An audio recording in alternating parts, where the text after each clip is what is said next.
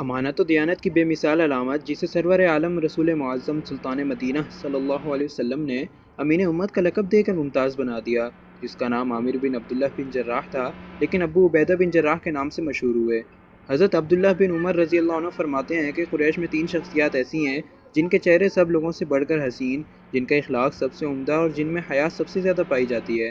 اگر وہ کسی سے گفتگو کریں تو گویا الفاظ مصری کی ڈلیاں محسوس ہوں، کوئی ان کی طرف دیکھے تو دیکھتا ہی چلا جائے۔ میری نظر میں وہ شخصیات یہ ہیں: حضرت ابو بکر صدیق اکبر رضی اللہ عنہ، حضرت عثمان بن عفان رضی اللہ عنہ اور حضرت ابو عبیدہ بن جراح رضی اللہ عنہ۔ حضرت ابو عبیدہ بن جراح رضی اللہ عنہ کا شمار ان صحابہ کرام رضوان اللہ اجمعین میں ہوتا ہے جنہوں نے اسلام قبول کرنے میں سبقت کی۔ آپ صدیق اکبر رضی اللہ عنہ کے ایمان لانے کے بعد دوسرے روز ہی ان کی دعوت قبول کرتے ہوئے مسلمان ہو گئے تھے۔ حضرت ابو عبیدہ بن جراح رضی اللہ عنہ، حضرت عبد الرحمن بن عوف رضی اللہ عنہ، حضرت ارقم بن ابی رضی اللہ عنہ اور حضرت عثمان بن منطعون رضی اللہ عنہ حضرت صدیق اکبر رضی اللہ عنہ کے ہمراہ سرور عالم رسول مکرم صلی اللہ علیہ وسلم کی خدمت میں حاضر ہوئے اور آپ کے روبرو کلمہ حق لا الہ الا اللہ محمد الرسول اللہ پڑھ کر مسلمان ہونے کا اعلان کیا۔ بلا شبہ یہ عظیم شخصیات وہ پہلی مضبوط بنیادیں ہیں جن پر اسلام کا محل تعمیر کیا گیا۔ حضرت ابو عبیدہ بن جراح رضی اللہ عنہ ہر آزمائش میں پورے اترے۔ قریش مکہ کی جانب سے پیدا کردہ تلخ حالات کا جوان مردی اور صبر و تحمل سے مقابلہ کیا۔ اس دور ابتلا میں ثابت قدم رہے، قرآن رسول اقدس صلی اللہ علیہ وسلم کی صداقت و امانت کا صمیم قلب سے اعتراف کیا، شعبہ ابی طالب میں پیش آنے والے نازک ترین حالات کا خندہ پیشانی سے استقبال کیا، کسی مرحلے میں بھی مایوسی اور ناامیدی کو قریب نہ پھٹکنے دیا۔ لیکن میدان بدر میں پیش آنے والی آزمائش اس قدر نازک تھی کہ انسانی تخیل میں بھی نہ آ سکے۔ ہوا یہ کہ غزوہ بدر میں حضرت ابو عبیدہ بن ابی جراح رضی اللہ عنہ بے خوف و خطر دشمنوں کی صفوں کو چیرتے ہوئے آگے بڑھتے جا رہے تھے۔ آپ کے اس جرأت مندانہ اقدام سے دشمنوں کی صفوں میں بھگدڑ مچ گئی۔ آپ میدان جنگ میں یوں بے خوف و خطر چکر لگا رہے تھے جیسے موت کا کوئی ڈر ہی نہ ہو۔ آپ کا یہ انداز دیکھ کر قریش کے شہ سوار گھبرا گئے۔ جوں ہی آپ کسی شہ سوار کے سامنے آتے تو وہ گھبرا کر طرح دے جاتا، لیکن ان میں سے ایک شخص ایسا تھا جو آپ کے سامنے اکڑ کر کھڑا ہو جاتا اور تلوار کا وار کرنے کی کوشش کرتا، لیکن آپ پہلو تہی اختیار کر جاتے۔ وہ شخص آپ سے مقابلے کرنے کے لیے بار بار سامنے آتا رہا، لیکن آپ مسلسل طرح دیتے رہے۔ لڑائی کے دوران ایک مرحلہ ایسا آیا کہ اس شخص نے آپ کو گھیرے میں لے لیا۔ جب حضرت ابو عبیدہ بن ابی جراح رضی اللہ عنہ کے لیے تمام راستے بند ہو گئے، یہاں تک کہ وہ شخص آپ کے راستے میں ایسا حائل ہوا کہ آگے بڑھنے یا پہلو تہی اختیار کرنے کا کوئی چارہ ہی باقی نہ بچا، تو آپ نے مجبور ہو کر اس کے سر پر تلوار کا ایسا زوردار وار کیا جس سے اس کی کھوپڑی کے 2 ٹکڑے ہو گئے اور وہ چشم زدن میں آپ کے قدموں میں ڈھیر ہو گیا۔ کیا آپ جانتے ہیں کہ قتل ہونے والا شخص کون تھا؟ بلا شبہ میدان بدر میں حضرت ابو عبیدہ بن ابی جراح رضی اللہ عنہ کو پیش آنے والی یہ آزمائش ایسی نازک تھی کہ انسانی قوت ادراک بھی نہ کر سکے۔ جب آپ کو یہ معلوم ہو کہ یہ لاش تو ان کے والد کی تھی تو انگشت بدنداں رہ جائیں گے۔ دراصل عظیم جرنیل حضرت ابو عبیدہ بن ابی جراح رضی اللہ عنہ نے اپنے باپ کے حویلے میں شرک کے علمبردار کو تحقیق کیا۔ آپ نے یہ بے مثال کردار ادا کرتے ہوئے یہ واضح کر دیا کہ اللہ تعالیٰ اور اس کے دین کے مقابلے میں بڑے سے بڑا خاندانی رشتہ بھی ہیچ ہے۔ اللہ کی محبت تمام تعلقات پر غالب ہے۔ دین اسلام کی سرفرازی و سربلندی پر دم پیش نظر ہے۔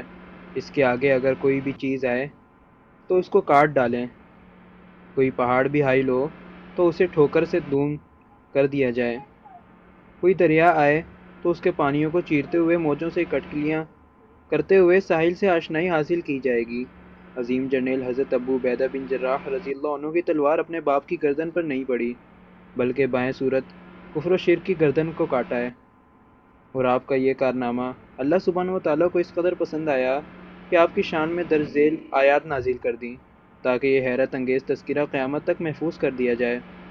ارشاد باری تعالیٰ ہے: تم کبھی یہ نہ پاؤ گے کہ جو لوگ اللہ اور آخرت پر ایمان رکھنے والے ہیں وہ ان لوگوں سے محبت کرتے ہیں جنہوں نے اللہ اور اس کے رسول صلی اللہ علیہ وسلم کی مخالفت کی ہے، خواہ وہ ان کے باپ ہوں یا ان کے بیٹے یا ان کے بھائی یا ان کے اہل خاندان۔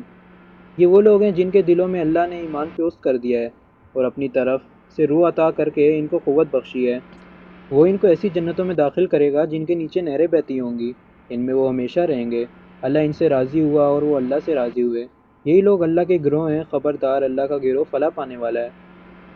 اس سے بڑھ کر اور کیا خوش قسمتی ہو سکتی ہے کہ کتاب مقدس قرآن مجید کے نورانی الفاظ کسی کی تعریف میں نازل ہوں۔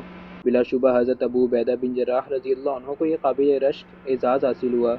جب تک یہ دنیا رہے گی قرآن مجید کی تلاوت ہوتی رہے گی اور اہل ایمان یہ آیت پڑھ کر اپنے عزم و حوصلہ اور ایمان و ایقان کو جلا بخشتے رہیں گے۔ میدان احد میں لڑائی اپنے عروج پر تھی۔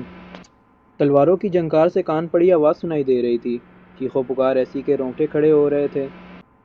دونوں طرف سے زوردار مقابلہ تھا۔ دوران جنگ ایسا مرحلہ آیا کہ حضرت ابو عبیدہ بن جراح رضی اللہ عنہ دشمن کے گھیرے میں آ گئے۔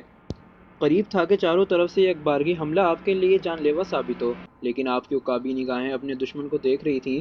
آپ نے جذبہ جہاد سے سرشار ہو کر چاروں طرف قریب کھڑے دشمن کو للکارا۔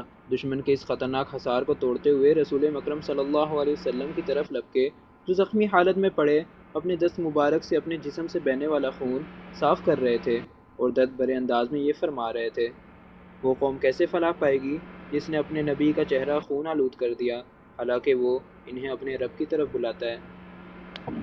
حضرت ابو بکر صدیق اکبر رضی اللہ عنہ اس درد انگیز واقعے کی منظر کشی کرتے ہوئے فرماتے ہیں: غزوہ احد میں رسول اقدس صلی اللہ علیہ وسلم زخمی ہو گئے، خود آپ کے مبارک سر میں پیوست ہو گیا، اس کی دو کڑیاں آپ کی پیشانی مبارک میں دس گئیں، جس سے چہرہ مبارک خون آلود ہو گیا۔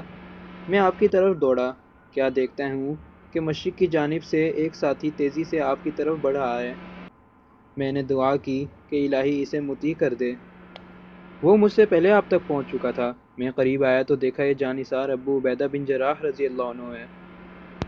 اس نے کہا: حضرت ابو بکر صدیق اکبر، مجھے اجازت دیجیے کہ خود کی کڑیاں نکالنے کی سعادت حاصل کر سکوں۔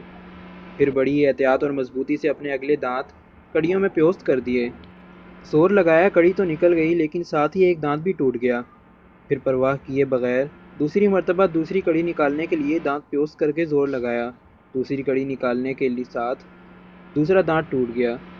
دو دانت شہید ہو گئے، لیکن محبوب رب العالمین، شفیع المذنبین، قائد المجاہدین، سید المرسلین صلی اللہ علیہ وسلم کے لیے راحت کا باعث بنے۔